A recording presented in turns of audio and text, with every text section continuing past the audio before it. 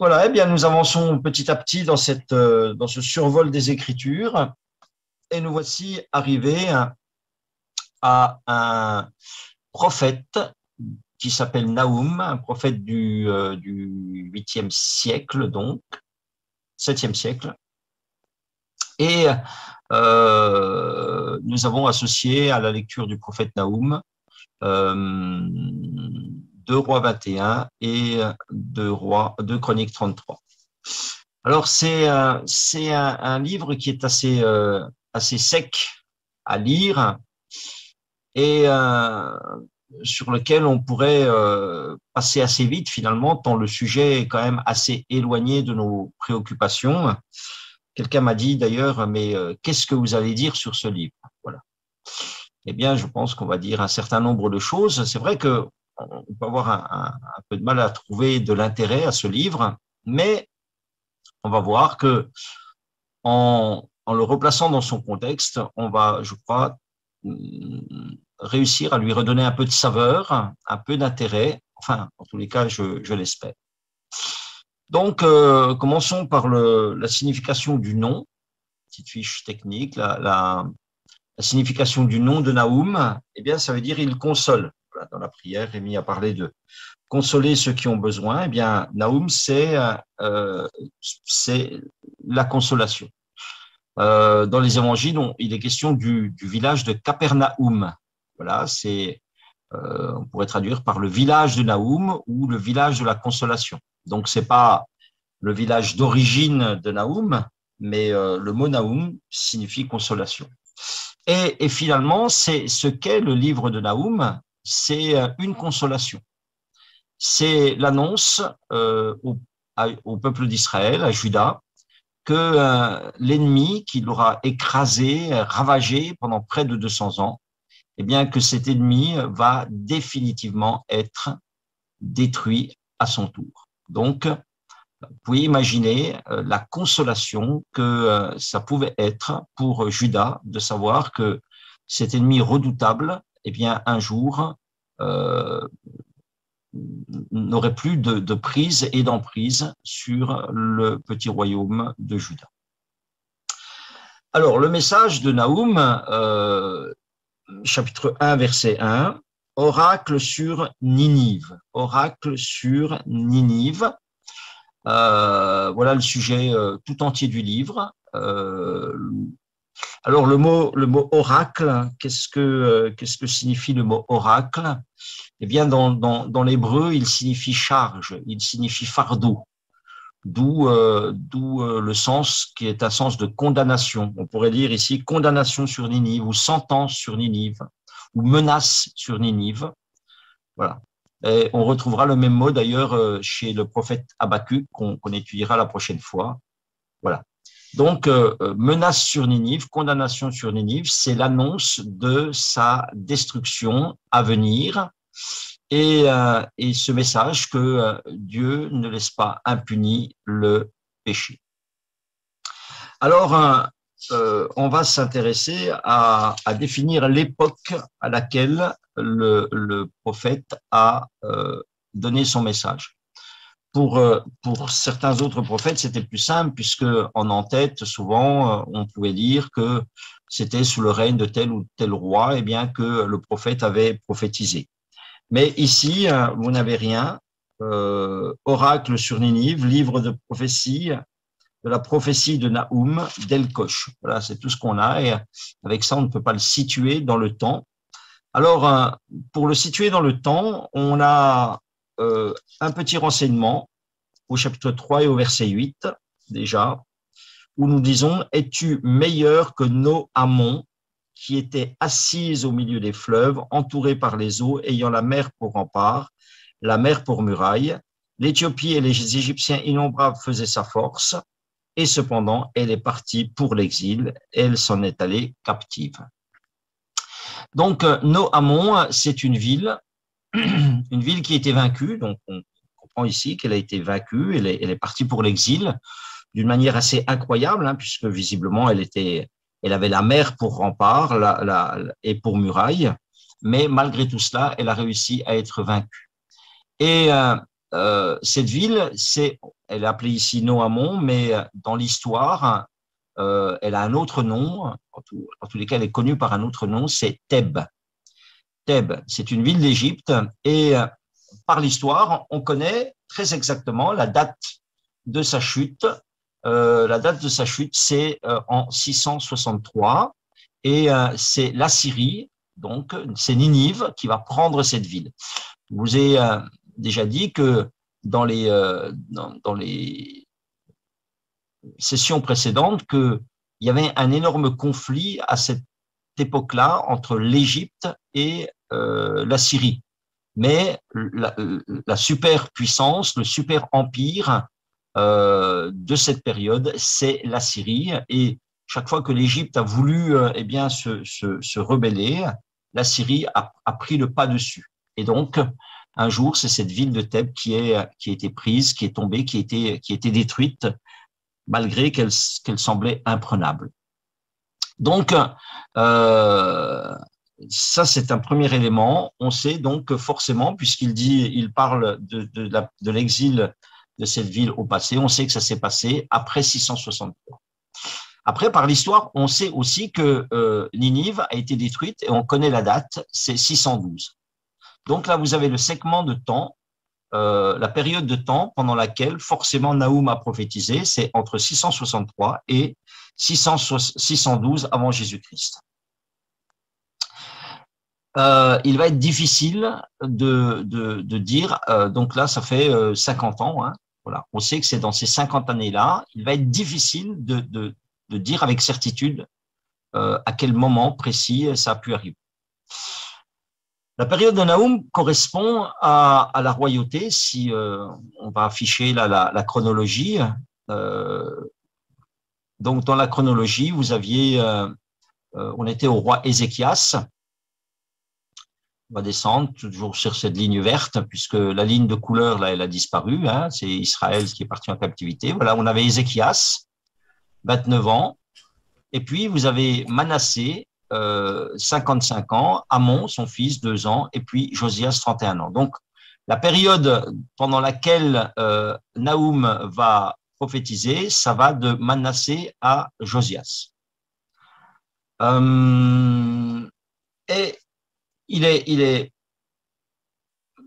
probable, en tous les cas tentant, de situer le ministère de Naoum plutôt à la fin du règne de Manassé. Je voudrais vous expliquer pourquoi, en recoupant avec 2 Chroniques, chapitre 33, la lecture que vous aviez à faire en parallèle. Dans cette lecture-là, il a été question du roi Manassé. Et on a pu lire, par exemple, s'il y avait un seul chapitre, mais on pouvait lire de Chronique 33, 11. Alors l'Éternel fit venir contre eux les chefs de l'armée du roi d'Assyrie qui saisirent Manassé, le mirent dans les fers, le lièrent avec des chaînes d'airain et le menèrent à Babylone. Voilà. Et le texte continue. Lorsqu'il fut dans la détresse, il implora l'Éternel, son Dieu. Il s'humilia profondément devant le Dieu de ses pères. Il lui adressa ses prières. Et l'Éternel, se laissant fléchir, exauça ses supplications, le ramena à Jérusalem dans son royaume. Et Manassé reconnut que l'Éternel est Dieu. Donc, pendant ce long règne de 55 ans de Manassé, il va y avoir un événement à un moment donné. Et j'essaierai de vous expliquer comment ça a dû se dérouler. Un événement où on est venu prendre Manassé, on l'a emmené en exil à Babylone. Babylone était à cette époque-là sous l'emprise aussi de la Syrie. Et il est resté là un certain nombre un temps, on ne sait pas combien. Et puis il nous a dit que, eh bien, il a été, après avoir imploré l'Éternel, il a pu revenir à Jérusalem. Donc, ça semble, je pense que c'est probablement dans cette période-là que ça a pu se faire. Pourquoi? Parce que le chapitre 3, verset 1 de Naoum nous dit, c'est le chapitre 2, verset 1, célèbre tes fêtes, Judas, accomplis tes vœux. Voilà. Donc, au moment où Nahum prêche, c'est un temps où les fêtes sont célébrées. Or, les temps où les fêtes vont être célébrées en Juda dans cette époque, c'est soit quand Manassé va revenir de captivité, puisqu'il va avoir un retour à l'Éternel. C'est ce que nous dit le texte, si vous l'avez lu, parce que jusque-là, il avait été très idolâtre, il avait eu tout un tas de faux dieux, mais quand il revient, il s'est converti, il a demandé pardon à Dieu et il dit qu'en revenant, eh bien, il a recommencé le culte de Dieu, verset 15, chapitre 33. Il fit disparaître de la maison de l'Éternel les dieux étrangers et de l'idole. Il renversa tous les autels qu'il avait bâtis sur la montagne de la maison de l'Éternel et à Jérusalem. Il les jeta hors de la ville. Donc, il est possible qu'à ce moment-là, dans ce retour à l'Éternel, le chapitre 2, verset 1 de Nahum corresponde. Ou alors, ça peut aussi correspondre dans le temps de Josias, à la 12e année, puisqu'il nous est dit que quand Josias va venir au pouvoir, au bout de 12 ans, il va aussi avoir un retour à l'Éternel et peut-être que c'est dans cette période. Mais on va plus pencher du côté de Manassé. Pourquoi? Parce que quand il fait référence à Thèbes, ça serait un souvenir qui remonte à 10 ans. Vous voyez? Quand il dit, souviens-toi de Thèbes qui est tombé, c'est plus facile de faire rappeler quelque chose qui s'est passé il y a 10 ans plutôt que quelque chose qui serait passé il y a 40 ans si c'était du temps de Josias. Bref, c'est pas très, très important. Mais voilà, c'est peut-être des choses qui, en tous les cas, le temps de Manassé, là, dans ce retour, cette conversion, correspond assez bien au fait de la prophétie de Nahum, d'autant plus que, eh bien, à ce moment-là, Nahum est cette prophétie sur Ninive comme une consolation, comme un encouragement, comme pour dire, eh bien, c'est fini, Ninive n'aura plus de droit, eh bien, sur Juda. Au début du règne de Manassé, tout au début du règne de Manassé, je voudrais aussi faire une petite digression là pour vous expliquer quelque chose qui est, à mon avis, important de comprendre. Au début du règne de Manassé, donc après Ézéchias, il y a son fils Manassé, et là, à ce moment-là, la Syrie est à son apogée. Vous savez qu'elle était venue, qu'elle avait pris les villes de Juda, que Jérusalem, même Ézéchias, avait été pris comme un oiseau en cage. Hein. Vous avez dit les tablettes d'argile qu'on avait trouvées à Ninive. Et donc, la Syrie est à son apogée. Elle domine l'Égypte. Elle a pris Thèbes. Elle occupe Juda, hein, puisque forcément les armées, elles sont là, elles sont tout prêtes à intervenir sur l'Égypte si elle se rebelle à nouveau. C'est le règne d'un roi assyrien qui s'appelle Assurbanipal. Voilà, on vous en parlera d'une autre manière un petit peu tout à l'heure. Donc, comme la Syrie est prépondérante dans la région, elle occupe Juda, on comprend eh bien, que Manassé s'éloigne du culte à l'Éternel et se livre au culte des astres.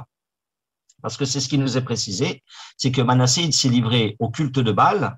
Ça, le culte de Baal, c'était des cultes de dieux de la terre. Vous voyez, on faisait des cultes pour avoir une fertilité, une prospérité terrestre. Mais les cultes assyriens, c'était des cultes au soleil, aux astres. C'est ça qu'on vénérait. Et c'est ce qu'on trouve du temps de Manassé, vous le trouvez au chapitre 33, au verset 5, par exemple.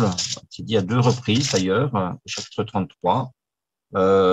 Il est dit, à la fin du verset 3, Manassé se prosterna devant toute l'armée des cieux et la servit. Au verset 5, il bâtit des autels à toute l'armée des cieux dans les 2 parvis de la maison. Donc l'armée des cieux, hein, c'est le soleil, c'est ce qu'on avait vu déjà avec Achaz, vous savez, avec les degrés d'Achaz, avec cet autel qui était certainement un autel pour adorer le dieu soleil et qui après manifestait son ombre sur les marches de l'autel. Et donc, c'est vrai que quand on lit l'histoire là dans des rois, on a lu que au sujet d'Ézéchias, qu'il n'y avait pas eu un roi comme lui. Avant, après lui, c'était un roi exceptionnel. Et voici Manassé son fils. Manassé son fils qui est né dans les 15 années supplémentaires qui lui ont été données. Et voici que Manassé va être le pire des rois. Et vraiment, quand on lit l'histoire des rois, on se dit, mais comment c'est possible qu'un aussi bon roi donne un aussi mauvais roi, donne un fils aussi mauvais, aussi éloigné de Dieu? Comment est-ce que un Dieu aussi fidèle, comment peut-il engendrer un fils aussi infidèle? Eh bien, et non seulement infidèle, mais qui va entraîner tout le royaume de Juda dans l'idolâtrie et qui va être une cause. J'aimerais vous lire deux passages là qui sont quand même, si vous n'avez pas lu, quand même savoir un petit peu ce qu'est devenu ce Manassé, à qui on a affaire. L'état de dégradation dans lequel il a mis Juda à ce moment-là, c'est terrible. Autant on se souvient qu'Ézéchias a fait la Pâque, il a fait revenir, vous vous souvenez, il a rétabli le temple, il a rétabli la dîme. Vraiment, il a fait, ça veut dire le fonctionnement des Lévites, c'est extraordinaire, tout ce qu'il a pu faire. Mais Manassé, lui, nous a dit, il fit ce qui est mal aux yeux de l'Éternel, selon les abominations des nations que l'Éternel avait chassées devant les enfants d'Israël. Il rebâtit les hauts lieux qu'Ézéchias, son père, avait renversés. Il éleva des autels au Baal, il fit des idoles d'Astarté, donc ça c'est les dieux agraires de la terre, de fertilité. Il se prosterna devant toute l'armée des cieux, la servit. Il bâtit des autels dans la maison de l'Éternel, vous voyez. Quoique l'Éternel ait dit, c'est dans Jérusalem que sera mon nom à perpétuité. Il bâtit des autels à toute l'armée des cieux dans les deux parvis de la maison de l'Éternel. Il fit passer ses fils par le feu, sacrifice de ses fils, comme son grand-père Achaz dans la vallée des fils de Hinnom. Il observait, ça c'est vraiment le culte assyrien, c'est un culte violent, sanguinaire, les Assyriens. Ils observaient les nuages, les serpents pour en tirer des pronostics, il s'adonnait à la magie, il établit des gens qui évoquaient des esprits, qui prédisaient l'avenir, il fit de plus en plus ce qui est mal aux yeux de l'Éternel afin de l'irriter, etc., etc. Je ne veux pas tout vous dire, mais vous voyez un petit peu, et à cause de cela, eh bien, il est dit au chapitre verset 7, on dira, les conséquences, eh bien, il est dit que des prophètes vont venir et ils vont dire, c'est dans cette maison et c'est dans Jérusalem que j'ai choisi parmi toutes les tribus d'Israël, à la fin du verset 7. Je veux à toujours placer mon nom, verset 8. Je ne ferai plus sortir Israël du pays que j'ai destiné à vos pères, pourvu seulement qu'ils aient soin de mettre en pratique tout ce que je leur ai commandé selon la loi, les préceptes et les ordonnances prescrits par Moïse. Mais, à cause de Manassé, Juda et les habitants de Jérusalem s'égarèrent et ils firent le mal plus que les nations que l'Éternel avait détruites devant les enfants d'Israël. Autrement dit, c'est Manassé qui va déterminer définitivement l'exil de Juda qui va arriver quelques années plus tard. Alors, on en est aux explications. Comment ça se fait que ce gars il fasse aussi mal alors que son père a fait aussi bien? Quand vous lisez au chapitre 1, au verset 1 du chapitre 33, il nous a dit que quand il devient roi, il est jeune, il a 12 ans quand son père meurt. Ces 12 ans c'est ça qui nous permet de savoir qu'il est né dans la période de rallongement de vie d'Ézéchias. Ésaïe n'est plus là. Vous savez que ce qui a fait beaucoup pour Ézéchias, c'est d'avoir un tuteur spirituel qui était Ésaïe. Visiblement, Ésaïe n'est plus là, ou vieux, n'ayant plus d'influence. Et comme je vous ai dit que les Assyriens, eux, par contre, sont là, sont dans le pays, et que, eh bien, il y a certainement des partis pro-assyriens. On avait vu que à la cour, il y avait des partis pro-égyptiens, il y avait des partis pro-assyriens. Probablement, il y a des gens qui voient tout leur intérêt à se soumettre, à être des vassaux de la Syrie pour s'enrichir et vivre tranquillement. Donc, on voit un Manassé qui est là, qui finalement se soumet sous la coupe de la Syrie, subit son influence, et pour ne pas faire de vagues, eh bien, il adopte les coutumes assyriennes et en particulier, eh bien, la religion des Assyriens, ce qui plaît, par ailleurs, parce que c'est beaucoup moins exigeant et contraignant que la loi de l'Éternel. Et par ailleurs, il supprime par la violence tout ce qui aurait peut-être pu lui servir de garde-fou, puisque dans dans l'équivalent de 2 Chroniques 33, dans 2 Rois, que vous aviez à lire aussi. Au chapitre 21, on lit ça. On dit, au verset 16, « Manassé répandit aussi beaucoup de sang innocent, jusqu'à en remplir Jérusalem d'un bout à l'autre, outre les péchés qu'il commit, etc. » Et au verset 10, il est parlé des prophètes qui sont venus essayer de le reprendre. Et là, après, il nous dit qu'il a répandu le sang. Ça veut dire quoi? Ça veut dire que tous les sacrificateurs fidèles de l'Éternel, tous les prophètes fidèles de l'Éternel, il les a tout simplement fait tuer. Donc, il n'y avait plus de résistance, il n'y avait plus de contre-pouvoir. Hein. C'est les sacrificateurs et les prophètes qui étaient les contre-pouvoirs, et il les a éliminés. Donc, c'est pour ça que vous avez une totale décadence du règne de Manassé et de la moralité et de la foi et de l'obéissance à la parole de Dieu au temps de Manassé. Par contre, à la fin du règne de Manassé, les armées, Ninive est sur le déclin déjà. Les armées assyriennes sont sur le recul. Et il y a eu des révoltes en Égypte et l'Égypte commence à reprendre le dessus. Et d'ailleurs, un petit peu plus tard, vous verrez du temps de Josias, quand on dira la semaine prochaine, que les Égyptiens vont traverser cette fois-ci le pays d'Israël pour aller se battre directement du côté de Ninive, à Carchemish. Donc, on voit que c'est une période où l'influence, elle commence à décliner à la fin du règne de Manassé. C'est peut-être pour ça que Manassé va être emmené en captivité. Peut-être que, sentant que le vent tourne, il a peut-être voulu se libérer un petit peu de la Syrie. Les Assyriens, on l'a lu tout à l'heure, vont envoyer des généraux, on va prendre Manassé, l'emmener à Babylone. Et puis peut-être qu'au bout de quelques temps, peut-être qu'ils auront eu besoin de remettre quelqu'un là à Juda qu'ils connaissaient, qui faisait allégeance pour pouvoir résister à l'Égypte.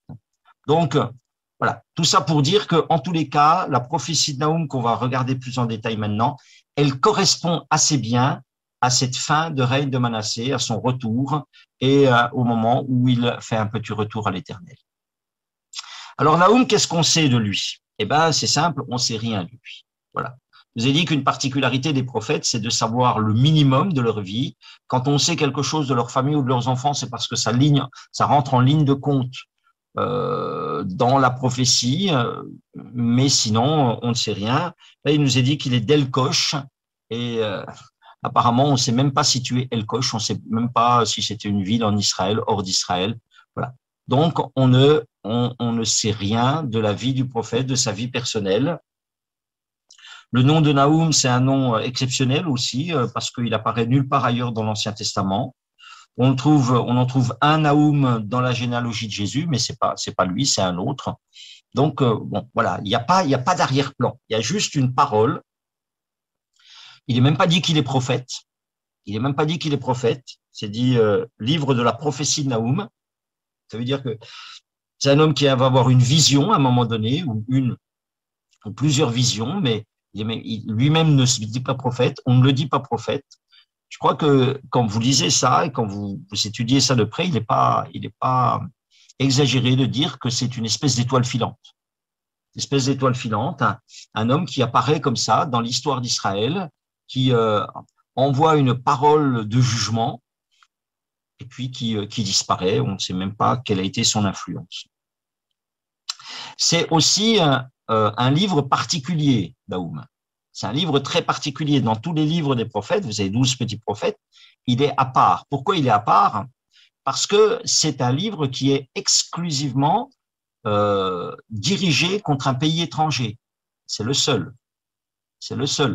Vous avez bien sûr Jonas qui nous parle aussi de Ninive, mais quand vous lisez le prophète Jonas, il est à la fois question autant de Ninive, du jugement de Ninive, que de l'histoire du prophète Jonas. Vous voyez, son histoire, ses résistances à aller à Ninive, etc. Mais là, pour Nahum, vous n'avez qu'une parole de jugement contre la ville de Ninive. C'est un livre, et Judas y est à peine cité, au chapitre 2, verset 1, Judas accomplit tes vœux, mais je crois que c'est à peu près la seule mention qu'on a de Judas dans la prophétie. C'est un livre très particulier aussi parce que c'est le seul livre qui ne se termine pas avec une parole d'encouragement. On l'a vu chez les autres prophètes que il y avait des paroles dures, mais que à la fin, eh bien, Dieu promettait, avait des promesses de restauration, que sais-je. Mais là, non, parce que d'abord, il est question de la nation étrangère, et puis parce que c'est le seul livre où aucune repentance n'est possible. Aucune repentance n'est proposée et aucune repentance n'est possible. C'est un jugement qui est désormais arrêté, irrémédiable. Voilà. Ça, c'est vraiment la marque de fabrique très particulière de ce livre. Ce livre aura quand même une grande valeur, puisque s'il est écrit du temps de Manassé, ça signifie que, eh bien, la destruction de Ninive va avoir lieu une trentaine d'années plus loin, plus tard. Et ça veut dire que les gens qui vont pouvoir lire cette prophétie après la destruction de Ninive pourront voir eh bien, toute la valeur de la prophétie, puisqu'ils verront eh bien, que Dieu avait annoncé les choses et ils verront que les choses se sont accomplies exactement comme elles se sont annoncées. Et je crois que eh bien, c'est un encouragement puissant à croire et à craindre la parole de Dieu. Voilà. C'est cette parole qui va rester pour ceux qui suivront, qui pourront de leur temps la voir se réaliser, pourront peut-être à ce moment-là réaliser l'emprise aussi de Dieu sur l'histoire du monde et de voir eh bien, que même les plus grands empires ne résistent pas à la parole de Dieu quand Dieu a décidé. Voilà. On va s'intéresser encore de plus près donc au prophète Nahum, au livre maintenant. Donc, comme je l'ai dit, c'est un livre qui est tout entier consacré à la destruction de Ninive. Alors, c'est un plan qui est assez simple et qui correspond au découpage de chapitres. Je vous ai déjà dit que les découpages de chapitres n'étaient pas toujours heureux dans la Bible. Rappelle que le découpage de chapitres, c'est pas quelque chose que Dieu a produit, mais c'est quelque chose que les hommes ont produit pour se repérer plus facilement dans les Écritures. Et là, eh bien, on va dire que le découpage en 3 chapitres correspond à 3 sections. La première section, c'est le chapitre 1, c'est la déclaration du jugement de Ninive. Voilà. La deuxième section va nous dire eh bien, comment ça s'est passé, c'est-à-dire la description du jugement. Et puis le chapitre 3 nous parlera de l'explication du jugement de Ninive. Donc, la déclaration du jugement de Ninive. C'est le chapitre 1 est beau. J'ai trouvé que le chapitre 1 était beau parce qu'il commence par une vision de l'Éternel. Nahum a une vision de l'Éternel. Et quand j'ai lu, là, j'ai trouvé que c'était beau parce que j'ai trouvé que c'était vraiment des images très contradictoires dans la personne de Dieu. Et j'ai trouvé que c'est un rappel pour nous dire que Dieu est un Dieu qui n'est pas simple, c'est un Dieu qui est complexe, qui est un Dieu dans lequel on peut voir des contradictions, entre guillemets, et que, en tous les cas, nous, on doit jamais le voir d'une manière simpliste. Souvent, c'est vrai, on voudrait mettre Dieu dans des cases. Ça nous rassurerait de dire Dieu est comme ça ou Dieu est comme ça. Mais là, qu'est-ce qu'on va voir? Par exemple, au verset 1, je vais vous expliquer un petit peu comment je vois les choses. Verset 2, il est dit « L'Éternel est un Dieu jaloux, il se venge. L'Éternel se venge, il est plein de fureur. L'Éternel se venge de ses adversaires, il garde rancune à ses ennemis. » Voilà. Ça, c'est un trait de Dieu, il se venge, c'est dit 3 fois. Mais au verset 2, ou au verset 3, l'Éternel est lent à la colère, il est lent à la colère. Alors d'un côté, voilà, c'est un peu presque contradictoire, il se venge, il est lent à la colère. Vous voyez? Alors le texte continue et puis eh bien, fait état d'autres contradictions. Au chapitre 2b, 3b, pardon, trompé dans mes références, il est dit, il est grand par sa force, il marche dans la tempête, dans le tourbillon, les nuées sont sa poussière de ses pieds, il menace la mer, la dessèche, il fait tarir tous les fleuves, le Basan et le Carmel languissent, la fleur du Liban se flétrit, les montagnes s'ébranlent devant lui, les collines se fondent, la terre se soulève devant sa face, le monde et tous ses habitants. Donc là, eh ben, c'est de la puissance. Là, c'est ce qui nous est montré, c'est la puissance de Dieu. Voilà. Et puis, au verset 7, l'Éternel est bon.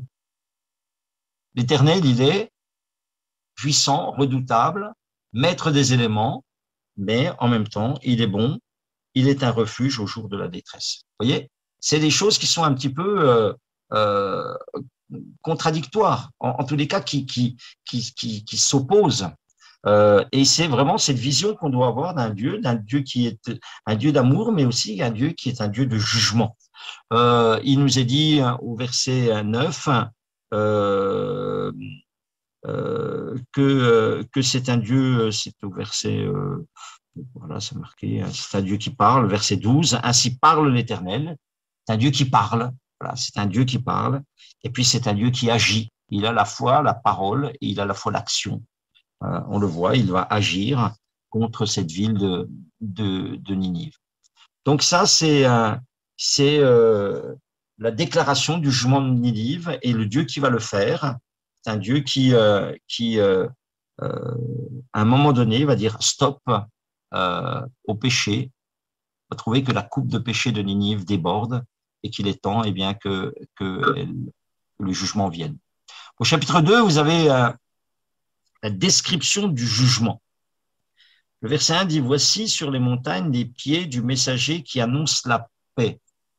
Voilà, ça commence comme une bonne nouvelle. Hein, ça nous renvoie un petit peu à une parole d'Ésaïe qu'on retrouve aussi dans Romains, qui dit qu'ils sont beaux les pieds de ceux qui annoncent de bonnes nouvelles. Voici sur les montagnes les pieds du messager qui annonce la paix. Alors, la bonne nouvelle ici, elle est pour Judas. Célèbre tes fêtes, Judas, accomplis tes vœux, car le méchant ne passera plus au milieu de toi. C'est fini. Tu vas être débarrassé définitivement de Ninive. C'est ça la bonne nouvelle. Et ensuite, eh bien, vous avez la description de cette destruction, la description de cette destruction incroyable, avec des détails. Et il y a un historien au 5e siècle qui va revenir sur cette destruction et qui va dire eh bien, ce qui s'est passé à ce moment-là. Il dit que, eh bien, en fait, il y a eu une inondation, que le fleuve est passé par-dessus les murailles, mais c'était des murailles qui étaient très, très hautes. Et c'est ce que dit le texte, au chapitre 1, verset 8. « Mais avec des flots qui déborderont, il détruira la ville. » C'est ce qui s'est passé. Ou encore au chapitre 2, au verset 7, « Les portes des fleuves sont ouvertes et le palais s'écroule. » Voilà, tout à l'heure, vous aurez plus de précision sur la hauteur de ces murailles. Mais déjà pour vous dire que ça c'est, le texte a dit que ça se passerait au travers d'inondations et effectivement, le constat par l'histoire fait que ça s'est passé comme ça. Les murailles donc vont s'écrouler, les portes du fleuve sont ouvertes, le palais s'écroule. Au chapitre 3, verset 14, c'est dit aussi. Puise de l'eau pour le siège, répare tes forteresses, entre dans la boue, foule l'argile, rétablit le four à briques. Hein, ça veut dire les murs se sont écroulés, refait des briques pour les reconstruire. Et puis, donc, c'est ce qui va se passer. D'ailleurs, les murailles vont tellement s'écrouler que la ville va disparaître. La ville, par ailleurs, va être incendiée.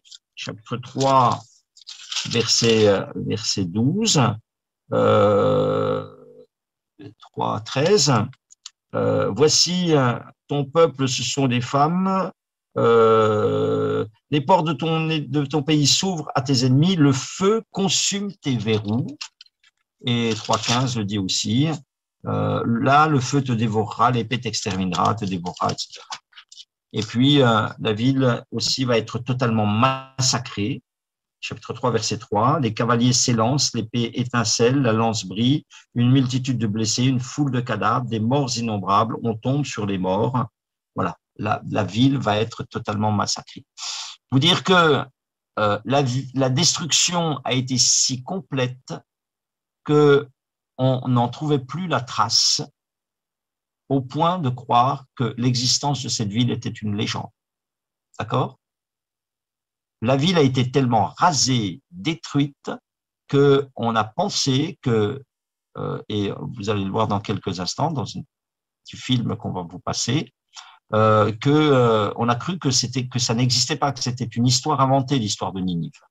Ninive a été retrouvée au 19e siècle après Jésus-Christ. Ça veut dire qu'elle a été retrouvée 2500 ans après. Elle avait disparu. On ne savait pas la situer. On pensait que c'était une invention de la Bible, que cette ville n'avait jamais existé. Les descriptions qu'en faisait la Bible, on disait que ça n'était pas possible. Et elle a été retrouvée au 19e siècle, 1860, je crois, quelque chose comme ça.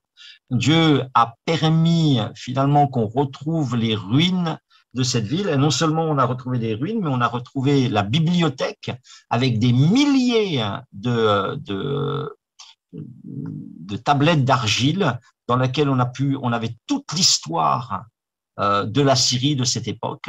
Et dans ces tablettes, on a déjà montré il n'y a pas tellement longtemps, on retrouve des noms des rois d'Israël. Et ça, c'est impressionnant. Et tout ça, finalement, ces découvertes archéologiques du 19e siècle, ça a donné du crédit à la Bible. Ça a montré que tout ce que la Bible disait était en accord avec l'histoire.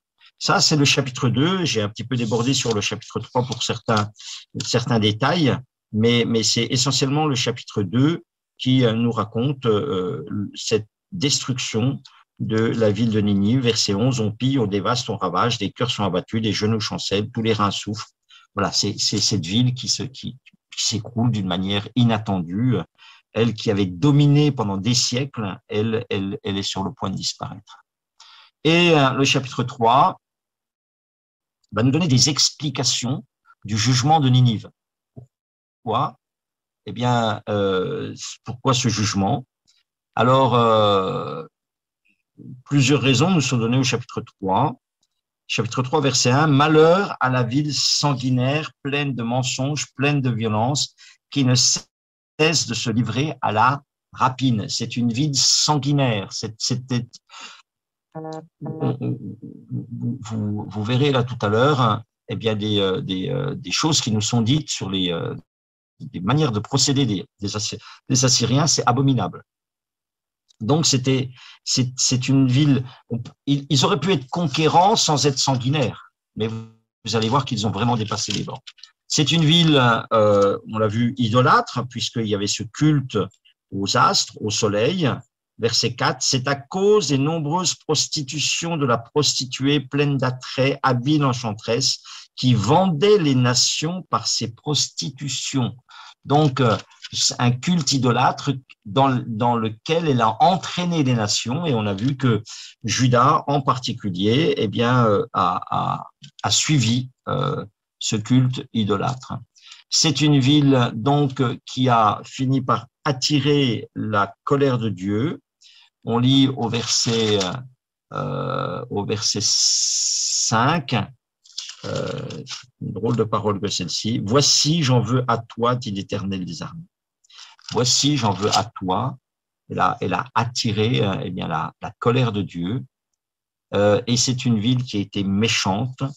Verset 19, « Il n'y a point de remède à ta blessure, ta plaie est mortelle. » 19, « Tous ceux qui entendront parler de toi battront des mains sur toi, car quel est celui que ta méchanceté n'a pas atteint? »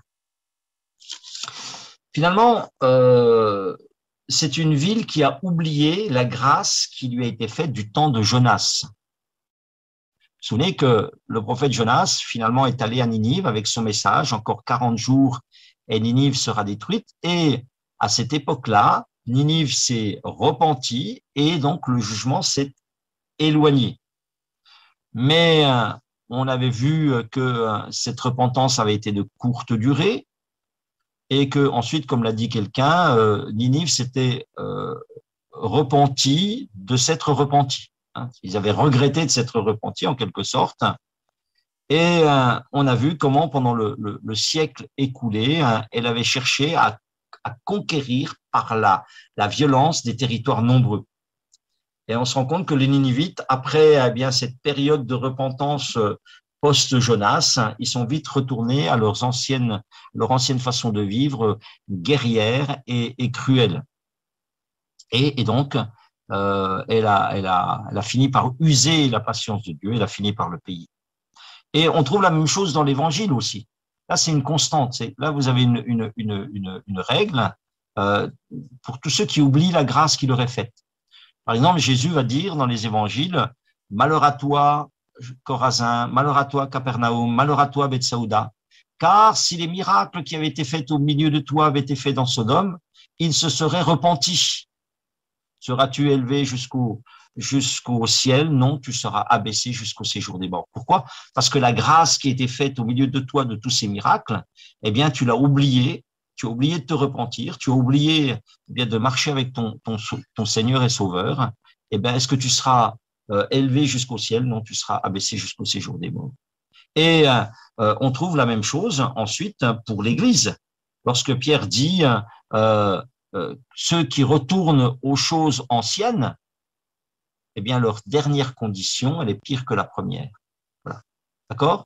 C'est la même pensée qui traverse toute la Bible de ceux qui oublient la grâce. J'aimerais qu'on fasse une petite pause avant de voir les applications qu'on pourra tirer du texte de Naoum. Et je voudrais vous proposer un petit reportage, une petite émission pour vous montrer ce que l'archéologie nous apprend de Ninive. Vous verrez, c'est très édifiant.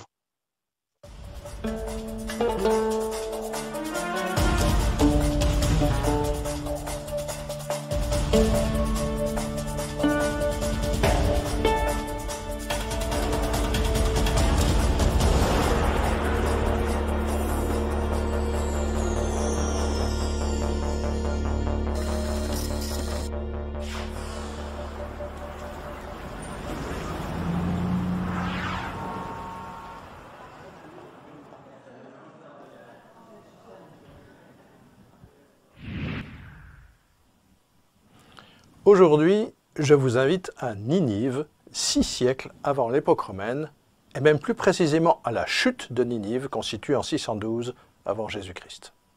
Le cas de Ninive est très intéressant parce que déjà à l'époque romaine, il y a donc 2000 ans, on n'avait qu'une vue assez floue de son histoire. Les auteurs classiques de l'époque grecque et romaine la mentionnent comme capitale assyrienne, mais certains la confondent avec Babylone. D'autres la situent du mauvais côté du Tigre, sur la rive ouest. Lucien de Samosate, écrivain grec du IIe siècle à l'époque romaine, écrivait déjà qu'il ne restait plus aucune ruine de Ninive et qu'on ignorait même le lieu où elle avait été bâtie. Plus près de nous, au XVIIIe siècle, Voltaire. Voltaire remet carrément en question la réalité historique de Ninive. Pour Voltaire, la Bible est un tissu d'invention, je cite, « écrite par des canailles » et que seuls des gens au summum de la stupidité peuvent croire. Il a consacré beaucoup d'énergie à tenter de démontrer que la Bible était fausse. Dans la collection complète de ses œuvres, éditée en 1769, il écrit entre autres « Il se peut que la circonférence de Babylone ait été de 24 de nos lieues moyennes, mais qu'un Ninus ait bâti sur le Tigre, à 40 lieues seulement de Babylone, une ville appelée Ninive, d'une étendue aussi grande, c'est ce qui ne paraît pas croyable. » Il continue en argumentant. « On nous parle, écrit-il, de 3 puissants empires qui subsistaient à la fois, celui de Babylone, celui d'Assyrie ou de Ninive, et celui de Syrie ou de Damas. La chose est peu vraisemblable. C'est comme si on disait qu'il y avait à la fois dans une partie de la Gaule 3 puissants empires dont les capitales Paris, Soissons et Orléans avaient chacune 24 lieues de tour. D'ailleurs, Ninive n'était pas bâtie, ou du moins était fort peu de choses, au temps où il est dit que le prophète Jonas lui fut député pour l'exhorter à la pénitence. » Et Voltaire ajoute « Le prétendu empire d'Assyrie n'existait pas même encore dans le temps où on place Jonas. » On constate que Voltaire connaissait bien le texte biblique. Il avait même lu l'épisode du prophète Jonas envoyé à Ninive pour appeler ses habitants à changer radicalement de comportement. Mais pour lui, tout cela était une pure invention. Des textes incohérents, tant au niveau géographique qu'au niveau chronologique. Les athées d'aujourd'hui sont toujours sur cette même ligne. Pourtant, avec l'archéologie, certaines périodes de l'histoire et du récit biblique sont progressivement sorties de l'obscurité. En 1835, un fils de militaire italien, Paul-Émile Botta, après ses études de médecine à Paris, occupe un poste de diplomate en Égypte, à Alexandrie. Plus tard, en 1842, il est nommé consul de France à Mossoul, dans la région de l'actuel Irak. Il connaît la Bible et il s'intéresse à l'archéologie et aux civilisations anciennes. Et son rêve, c'est de retrouver les restes de Ninive et de Babylone. À Khorsabad, il fait fouiller un monticule qui se trouve sur le site de Dur Sharukin, nom qui signifie la forteresse de Sargon. On en voit ici un dessin de l'époque. On voit bien le tel, cette petite colline artificielle, qui est le résultat d'accumulation de débris et de terre au cours des siècles sur les ruines de la ville. Un tel n'est pas du tout une colline naturelle, même si extérieurement ça y ressemble. Botta le fait fouiller et il découvre en 1843 les restes de l'angle d'un palais. Il pense avoir découvert Ninive, ce qui n'est pas le cas, mais c'est tout de même une immense découverte. Sur cette photo, prise lors des fouilles, on peut se rendre compte de l'immense travail de déblayage nécessaire pour mettre à jour cette ville enfouie. 300 ouvriers y travaillent et finissent par dégager 14 salles de ce qui avait été le splendide palais de Sargon II en 720 avant Jésus-Christ. Les sculptures et les reliefs sont acheminés sur des radeaux, sur le Tigre, jusqu'au port de Bassora, puis ils sont rapportés par bateau jusqu'au Havre et transportés à Paris. Vous pouvez les voir aujourd'hui au musée du Louvre. 4 ans plus tard, en 1847, c'est un autre archéologue devenu célèbre, Sir Austen Layard, qui fouille un autre monticule et découvre le palais de Sennacherib, palais qui était surnommé le palais sans rival. Vous vous souvenez que Sennacherib est un personnage mentionné dans la Bible. Son nom apparaît dans le 2e livre des rois à partir du chapitre 18, mais aussi dans Ésaïe au chapitre 37. Cette fois, on est bien sur les lieux de l'antique Ninive. Layard y découvre 71 pièces et d'immenses bas-reliefs. Il a calculé qu'il y avait plus de 3 kilomètres de frises seulement dans le palais de Sennacherib. Il découvre aussi le palais d'Ashur-Banipal, Assur-Banipal, avec une immense bibliothèque de 22 000 tablettes d'argile en écriture cunéiforme, dont quelques-unes sont visibles au British Museum. Vous voyez qu'on est très loin des mythes et des légendes. On est de plein pied dans l'histoire. Et on découvre un peuple puissant, organisé, guerrier et cruel. Ninive est vraiment la capitale d'un empire puissant. Et certains pensent qu'elle était en fait au cœur d'un grand district qui regroupait plusieurs villes distantes de plusieurs kilomètres. Sur les lieux mêmes, on a retrouvé les restes d'une muraille de 12 kilomètres, qui avait atteint par endroits une hauteur de 25 mètres, c'est-à-dire la hauteur d'un immeuble de 8 étages. Il existe un autre monticule, un autre tel, surnommé plus tard par les Arabes prophète Jonas, Nabi Yunus en arabe. Cet autre tel, le long de la muraille de la ville, contenait l'arsenal militaire de Ninive à l'époque. On a retrouvé aussi des centaines de prismes d'argile recouverts d'inscriptions. Grâce aux inscriptions, mais également à tous ces bas-reliefs qui nous montrent des scènes de vie, des scènes de chasse au lion, de bataille, de guerre, avec des archers, des chars, des cordes de prisonniers, on peut se faire aujourd'hui une assez bonne idée de cette ancienne civilisation, quasiment oubliée pendant des millénaires. Et on y a même retrouvé des écrits mentionnant des personnages cités dans la Bible, comme Sargon et Charadon et d'autres. J'aurai l'occasion d'y revenir dans d'autres épisodes.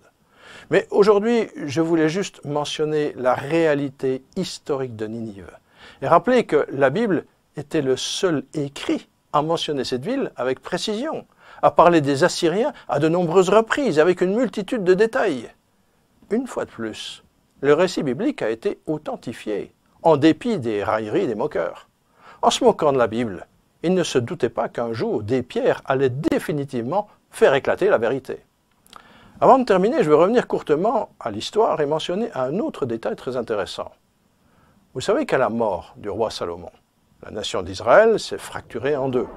Au sud, la tribu de Juda, autour de Jérusalem, qui était dirigée par les descendants du roi David, et au nord, les 10 tribus qui avaient pris pour capitale Samarie et qui ont eu pour roi Jéroboam, puis la dynastie des Omrides avec Akab, etc. Et la Bible rapporte que les Assyriens ont attaqué Israël et ont déporté les 10 tribus du nord en Assyrie. C'était une conséquence de leur idolâtrie et de leur rejet des lois divines. Et je vous ai dit que les Assyriens étaient cruels. C'est exactement ce que montrent les scènes qu'on a retrouvées, mais également les inscriptions. Par exemple, un de leurs rois, Ashur-Nazir-Pal, se vante dans une inscription. Il dit « Je bâtis un pilier devant la porte de la ville et j'écorchai tous les chefs qui s'étaient révoltés contre moi et j'étalai leur peau sur le pilier. Certains d'entre eux, je les emmurais dans le pilier, d'autres, je les empalais sur des pieux, je coupais les bras ou les mains, d'autres, je coupais le nez, les oreilles, j'arrachais les yeux de nombreux soldats, je fis une pile de vivants et une autre de terre, de tête. » Parler de cruauté n'est vraiment pas une exagération, n'est-ce pas? Les historiens ont finalement pu établir que les tribus du nord d'Israël avaient été déportées en Assyrie en 722 avant Jésus-Christ et que la capitale assyrienne était tombée 110 ans plus tard, en 612 avant Jésus-Christ. Ce qui est intéressant, c'est qu'une cinquantaine d'années plus tôt, vers 660, un prophète, le prophète Nahum, avait fait une longue prophétie contre Ninive. Dans la Bible, au chapitre 3 de son livre, par exemple, il s'adresse à Ninive et il dénonce sa cruauté. Il déclare « Malheur à la ville sanguinaire, remplie de mensonges, pleine de violence ». Plus loin, il annonce, 50 ans à l'avance, prophétiquement, la bataille qui va la détruire. Il écrit « Les chevaux galopent, les chars bondissent, une multitude de blessés, une masse de cadavres, des morts à l'infini, on trébuche sur les morts. » Alors que pouvons-nous conclure de cette immense découverte de Ninive? Tout d'abord que Voltaire et tous ceux qui l'ont suivi et imité se sont lourdement trompés sur Ninive et sur la Bible. Et ensuite, une fois de plus, que la Bible nous a fourni quantité de détails précis, non seulement sur Ninive, mais sur toute la civilisation assyrienne, l'empire le plus puissant de l'époque, sur ses dirigeants, sur son caractère guerrier et les batailles menées contre ses voisins. En fait, nous avons ici une illustration puissante de l'authenticité absolue du récit biblique. Si on veut même aller plus loin, on constate que la Bible mentionne très tôt l'existence de Ninive, puisque cette ville est mentionnée déjà au chapitre 10 de la Genèse. Le texte dit qu'elle avait été construite dans la haute Antiquité par un certain Ashur, après l'épisode de la tour de Babel. C'est ce nom qui était donné à la Syrie, qu'on appelle Ashur en hébreu, et qu'on retrouve encore dans le nom de plusieurs de ses dirigeants, comme Ashur-Nazir-Pal ou le célèbre Ashur-Banipal, Assur-Banipal. C'est donc un écho puissant au texte très ancien de Genèse. Évidemment, il faudrait y revenir en détail, mais pour l'heure, je vous laisse réfléchir à Ninive, la grande capitale d'un royaume bien réel, mentionné en détail uniquement dans la Bible.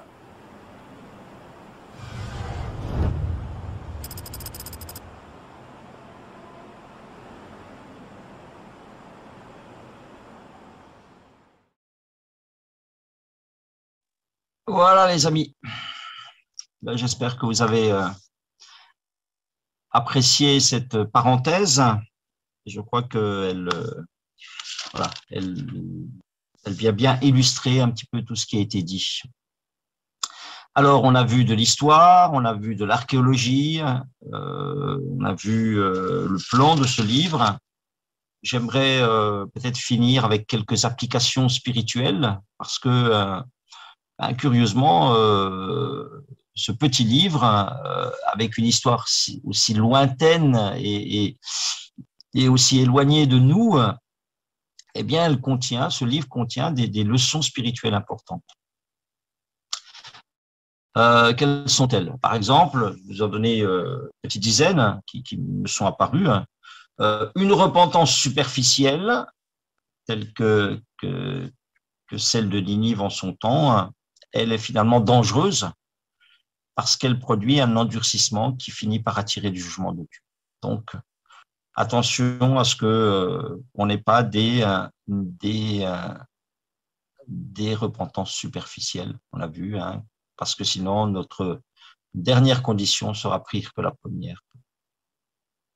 Ça, c'est une leçon, voilà, réfléchir sur la profondeur de notre repentance, sur ce qu'elle devient avec le temps. Voilà. Deuxièmement, la patience de Dieu envers les rebelles, parce qu'il a été patient pendant longtemps avec la Syrie, ça ne signifie pas qu'il oublie ses péchés. Voilà. La patience de Dieu ne signifie pas que Dieu oublie les péchés. Vous avez un passage, je crois que c'est dans les psaumes, qui dit « Je me suis tu et tu t'es imaginé que je te ressemblais. » Je me suis tu et tu t'es imaginé que je te ressemblais. Tu as pensé, tu as pris ça pour finalement pour de l'argent comptant et tu t'es un petit peu rassuré avec ça. Voilà, la patience de Dieu. Prenez la patience de Dieu pas comme de la faiblesse, mais comme vraiment une grâce, espérant que vous veniez, que vous reveniez à lui. Troisième leçon, c'est rien ne résiste à Dieu. Ni la puissance, ni la richesse, ni la gloire. Tout ce qui était Ninive. Ninive était on l'a vu, hein, des palais fastueux, et le nombre de pièces qui étaient là. Vous vous rendez compte, tous ces kilomètres de frises. Et puis le texte Habakkuk nous dit, Nahum nous dit, eh bien, toutes les richesses qu'on a emportées de là, bien sûr, il a pillé toutes les nations. Donc, c'était, eh bien, tout ça, ça n'a pas empêché, eh bien, que cette ville tombe et qu'elle soit détruite. Voilà. Rien ne résiste à Dieu. Quatrièmement, dans le jugement, il y aura toujours une différence entre le juste et le méchant.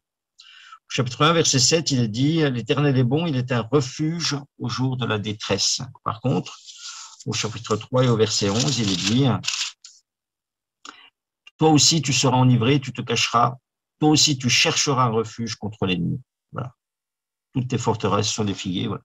Alors oui, pour le peuple de Dieu, il y aura toujours un refuge. Mais là, eh bien, pour les Assyriens, il n'y a plus de refuge. Voilà.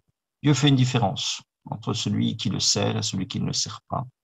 Ça, c'est une règle aussi qu'on trouve dans la Bible, avec cet à côté, de se dire que vaut mieux, il est préférable d'être du bon côté.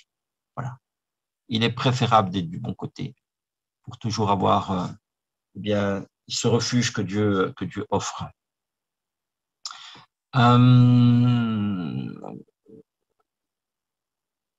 Ce qu'on a déjà dit, c'est que Dieu a de nombreuses facettes et que nous devons le prendre avec toutes ces facettes.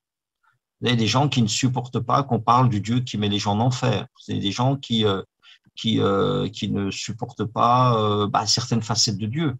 Mais on doit prendre l'amour comme la colère de Dieu parce que c'est le même Dieu. Hein. On doit le prendre tout entier. C'est un Dieu qu'on doit prendre tout entier. Ça, c'est quelque chose qui est important. Voilà. Qu'on ne soit pas sélectif dans les aspects de Dieu parce que ça serait contre-productif. Dieu n'est pas notre projection de l'esprit, il est ce qu'il est.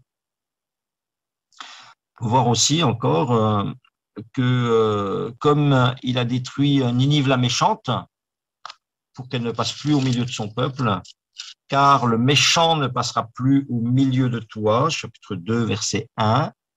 Je crois que aussi prophétiquement, peut-être, en tous les cas spirituellement, il peut détruire le méchant Satan pour qu'il ne passe plus au milieu du peuple de Dieu. Ça aussi, ce qu'il a fait avec ce méchant Assyrien qui avait des droits sur le peuple de Dieu, il peut le faire avec le méchant Satan pour qu'il perde aussi ses droits sur les hommes quand ils viennent à Christ. Car le méchant ne passera plus au milieu de toi. Voilà, on puisse dire avec le Seigneur, il n'a rien en moi. Voilà. Celui qui est en moi est plus fort que celui qui est dans le monde. Je marcherai sur toute la puissance de l'ennemi et rien ne pourra me nuire. Le méchant ne passera plus au milieu de toi. C'est une belle parole ici. Vous dire encore, septièmement, peut-être une autre pensée, que c'est finalement, quand on voit la destruction de Ninive, qu'il n'en est rien resté. Toute la description qu'on a pu en avoir, aussi dans le petit film, eh bien, de se rappeler cette parole de Hébreu qui dit que c'est une chose terrible que de tomber entre les mains du Dieu vivant. Voilà. Et voilà, de même que Ninive a été détruite, de même il y a une perdition éternelle. Voilà, c'est une chose terrible que de tomber entre les mains du Dieu vivant, quand on voit les tourments, le désarroi de cette ville qui est prise, les visages pâlissent, les reins souffrent, tous tes soldats sont comme des femmes, est-il écrit quelque part par là. Et ben voilà, c'est aussi ce qui se passera quand un jour, mais on passera en jugement. Voilà. Mais celui qui croit en Jésus-Christ est passé de la mort à la vie et il ne vient point en jugement.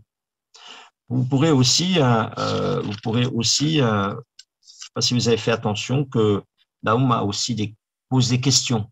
Vous avez des questions qui reviennent et on peut aussi entrer dans Nahum par les questions qui se trouvent dans son texte et qui sont à méditer.